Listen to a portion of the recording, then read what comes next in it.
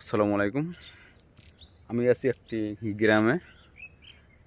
যে গ্রামে প্রতিটা মানুষের ভিতরে আন্তরিক ও ভালোবাসা ভরা ভরপুর, যা আপনারা গ্রামে না আসলে কখনো বুঝবেন না ভাই।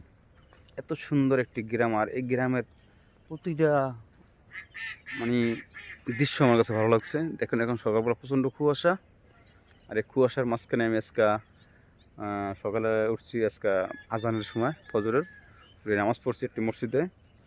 এই আন্তরিকতা, সেই গ্রামের মানুষের সাথে মিশছি, তাদের যে কথাবার্তা, ভালোবাসাটা আমি উপভোগ করছি। খুব সুন্দর একটা গ্রাম।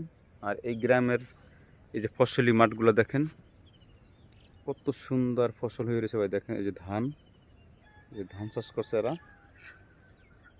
আপনারা চাইলে এই কুয়াশা দেখতে, নিশির বলি আমরা গ্রামের ভাষা বলে নিশির, কেউ কুয়াশা বলে, এই নিশির অথবা কুয়াশা যদি দেখতে চান, তাহলে ঠিক এই ফজর আজানের সমর্থ হবে আপনার ওইটা নামাজ পড়ে এই কুয়াশা উপভোগ করতে পারবেন।